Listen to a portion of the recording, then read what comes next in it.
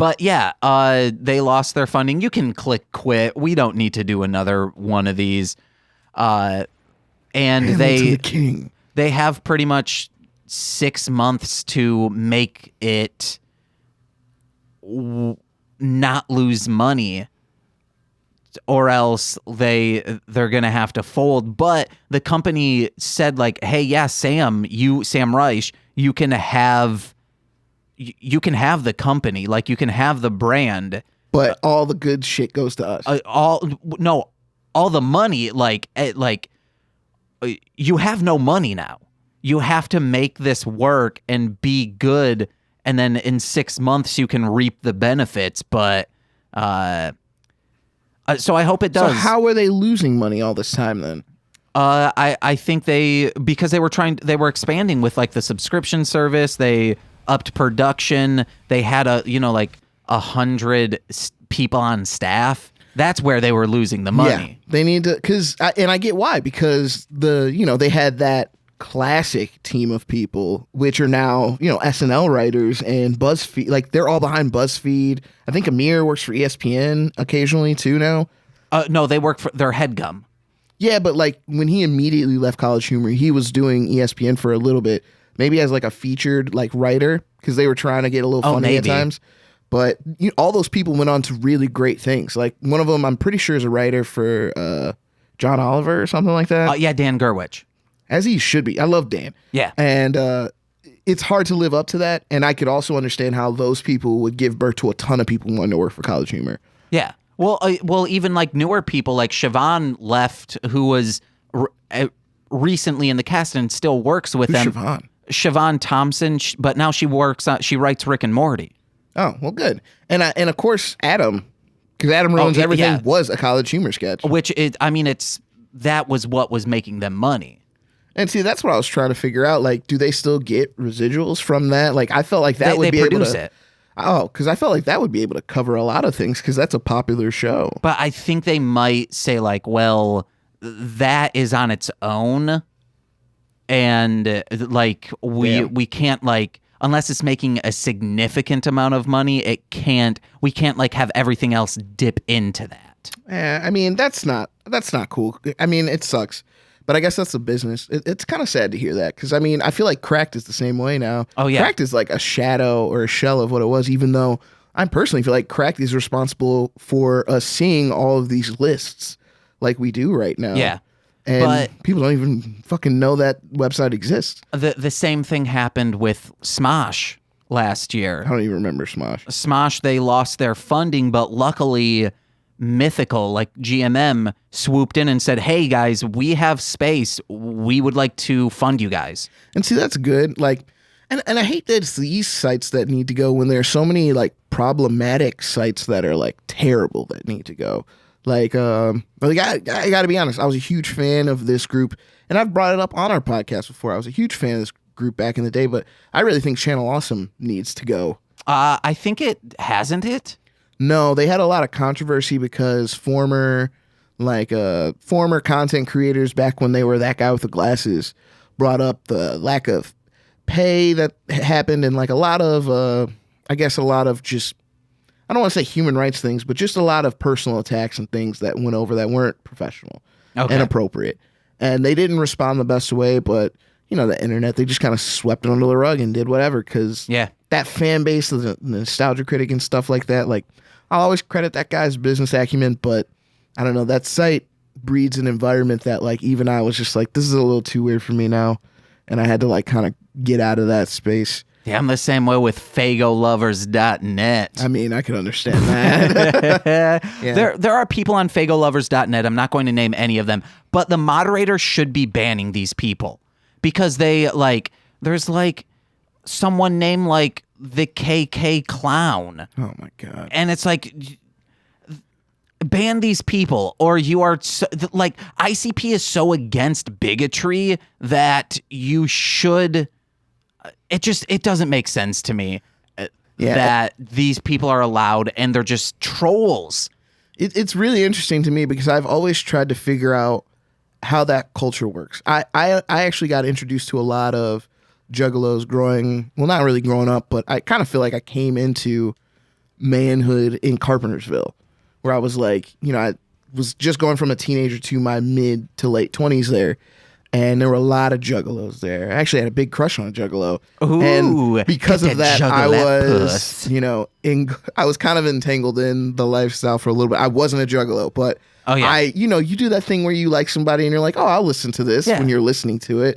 And, I'm not the biggest fan of it. God, people in mostly speaking Sentai fandom obviously aren't. They can't be in relationships, or they'd be getting their spouses to listen. I'm kidding. All of them are in relationships, and their spouses look at them and say, "Why the fuck are you listening to this?" Yeah, like Nicole. It's great. You guys are in a healthy relationship, so it's good. And I honestly just have always wondered, because it's very clear that ICP, they breed an environment of trying to be open to everyone. And I always respected that. I think the problem is what everyone encompasses. And since they have such an inviting environment, I feel like a lot of times that just invites vagrants and like very weird people who take advantage of a good situation that you're trying to set up. And I don't know, I've always hoped that because they shouldn't be classified as a gang for activity, but I wouldn't be surprised if some of the activity people who wear the Hatchet Man partake in wouldn't be classified as gang activity and take it too far.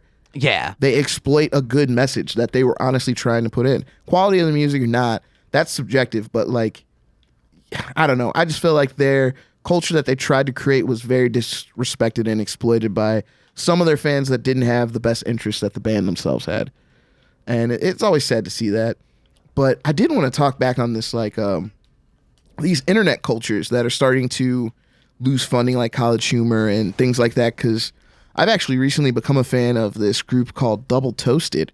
And I love them to death. And honestly, a lot of it comes from the fact that it's not really black themed, but it's headed by two black dudes that just kind of remind me of my uncles. They're great. They give their opinions on movies and television, and it's great. But the more I get like into their community, I start to see like the back talking and the rumors that go on about like all the stuff that goes on behind the scenes there with egos and stuff. And it's interesting to see, because they recently started to put their programming on Twitch, which they didn't used to before. They used to have like an independent site where they would stream it and then they'd have fans show up. But I think they made the Twitch move as a money move, and it seems to have worked out. But I'm on like their Reddit, and I start to see their fans respond to like primarily, get him. Oh no, they had fucking hacker. That's what he is.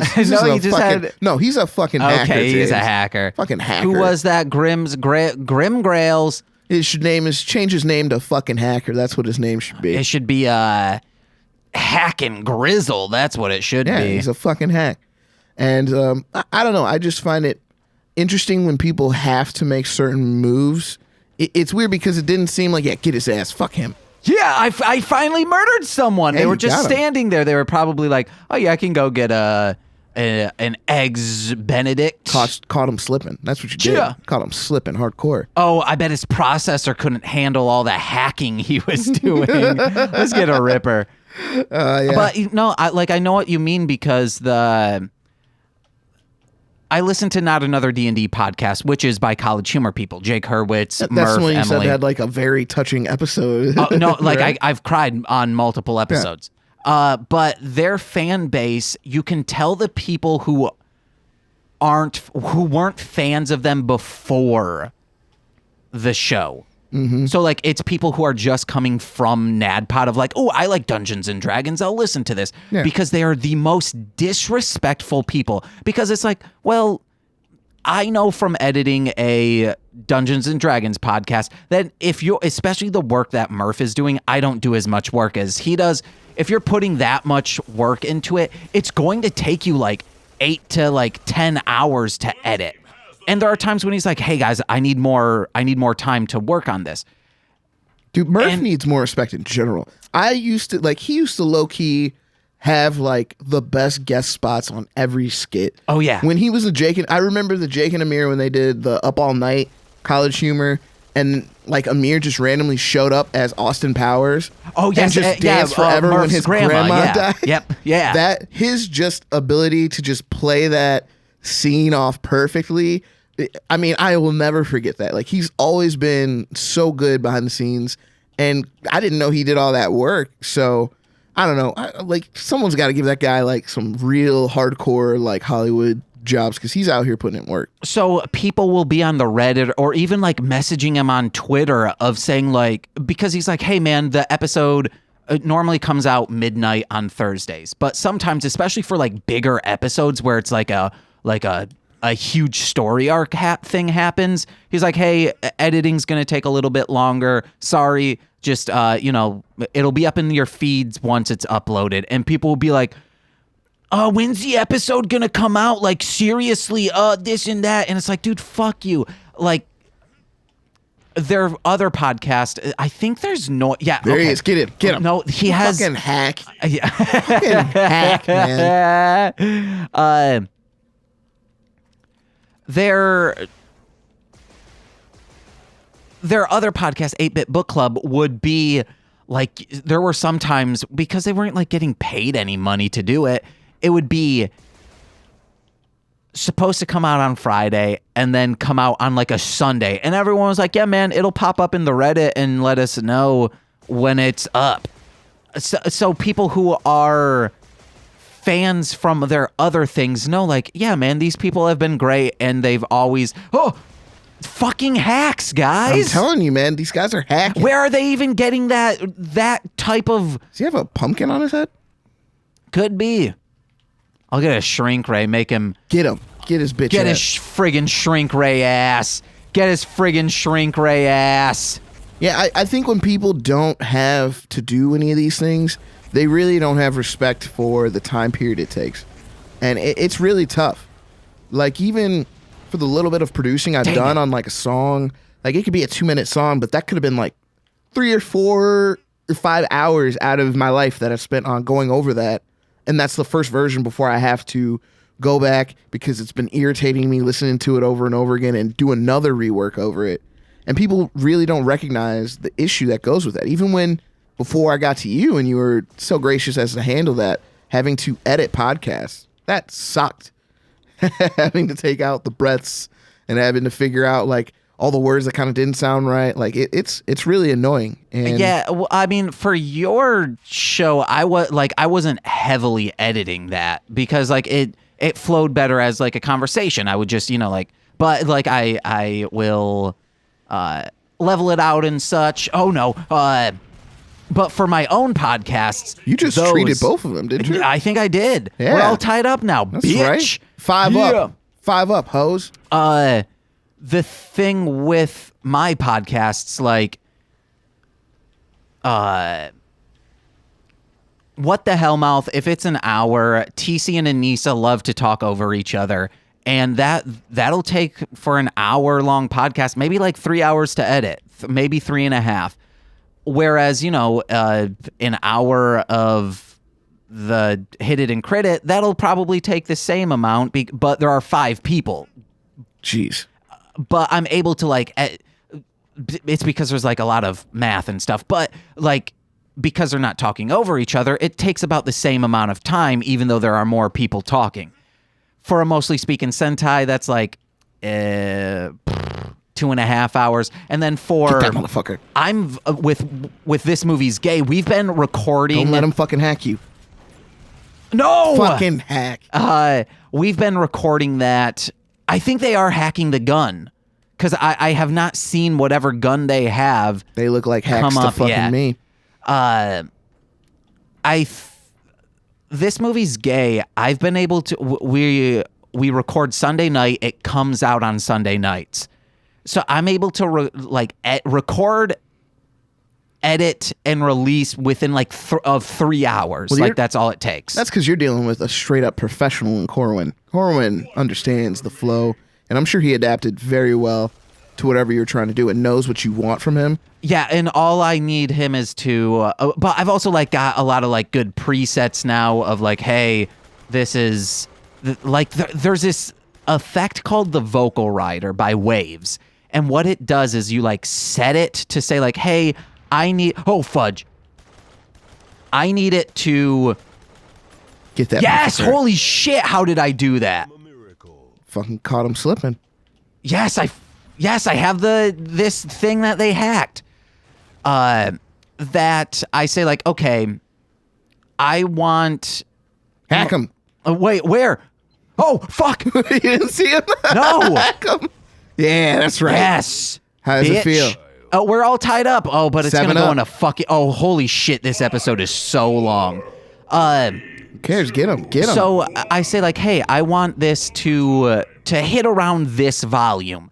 Well, I can like go through and like manually do that, but there's this thing that I like set it. Is there someone there? Yeah. Oh, or is there hack behind you? me? There he is. Get him. Get that hack. Oh, because it like autos. Get him. Ugh. Got him. You went down together. Yes. Wait. But I'm in the lead. Okay, Yeah. I got the RPG. Get him. I just need to not be around them. I just need to run. No, we don't run here, James. There's 24 seconds we don't left. run I can here, run. James. We don't run here, this, James. run this, you girls. put this right down. You put this away. Okay. We settled the score. But this vocal rider thing, I thought there was a person there. Will auto, like it's riding the levels and bring things up. So if someone... Look to different directions, man. You got... This is game time right now. They're looking No, it's for not. you. 3, 2, 1...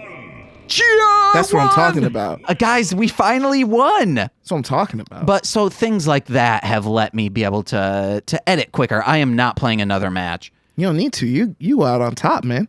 So yeah, it takes time to do things. There's a song on King Kaiser X. I think even your song, that it's just one verse of mine. I think I re-recorded that verse maybe 4 times because I just hated it. Yeah, and see, you're better than me at that. And I'm really trying to do that right now. I actually, fuck it, we'll give them a little something, which they don't care about. But I got like 2 songs that I want to come through with. I wanted to have more to hit you with like a batch. But I really wanted to do, because you remember the last time I came, I was like, I really want to do this, like every line that doesn't sound right, we need to go over it.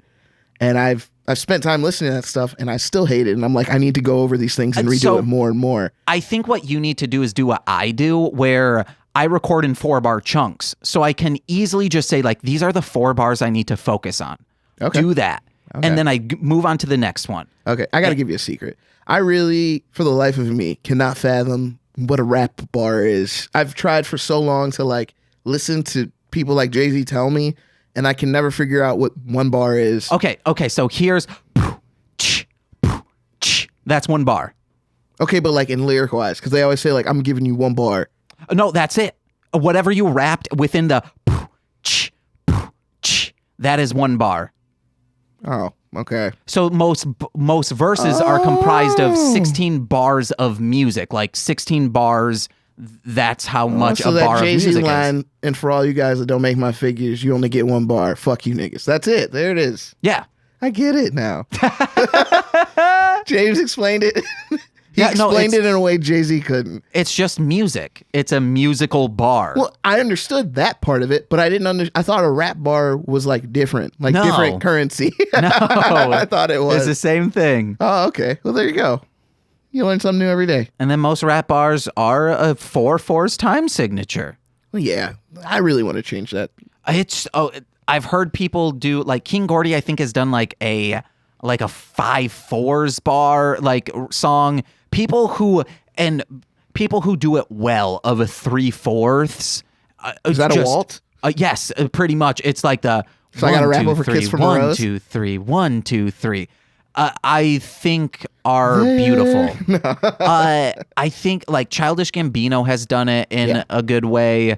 Comatose, I think, has done it. And then Prue from D12 has done them very well. R.I.P. Yeah. But yeah, rap bars. Rap bars. Normally I don't re-record my songs though. It was not until that project because I wanted to make sure it was good. Yeah. And I've noticed that, like, again, it's the thing where I hate hearing myself talk and definitely hate hearing myself rap. And I have to put more work into that because now that I'm like, that's why it took so much time, because I just listened to myself over and over again about how I could not just come back into the same shit, you know? Yeah. And I really just didn't like, they were just things where I felt like it could be cleaner. So I'm really going to try to work on that next time because I got some stuff, but I guess we're just going to have to work at it at that rate you're going. So I'm going to let you kind of like coach me on that. Yeah. This is being split up into 2. I mean, that's fine. Sorry if this I'm is over. for. If I'm Oh going no, no, over. no! I'm fine with this, but yeah, man, we did 3 videos today. I'm gonna show you some beats that I've been working on after this. I'm down. Let's do Yeah, it. guys. My name's been James. Follow me on. It's in the description. Go there. Go to MLM Pod. Please listen to my podcasts. They're very funny and hectic. And then Nicholas. You can find me, JustNickPeriod, the word period at the end, and you can find me on Twitter with that and Instagram, JustNickPeriod. You can go on my site, JustNickPeriod.com. You can find everything else that you find there. It's going to be a good time. You can find my project, Andrew Elkins, on Spotify and SoundCloud, and just let me know if you like it. Yeah, guys, and if you've heard my CD, King Kaiser X, it's a Godzilla one. You've heard it. You know that. Nick was the only feature on that. Definitely, and I was honored to be on there. Yeah, and he dubbed for once, man. It was, I got him to do it. Normally I would have you triple, Never but again. I said, I'll just do a Hans effect on these to simulate stereo. You're like, I don't know what a Haas effect is, No, James. I'm not technical at all. I'll teach you what that means after we stop. Cool. See you guys. I've been James. And I've been Nick. And we've been mostly playing PlayStation. Got it again. Yes, queen.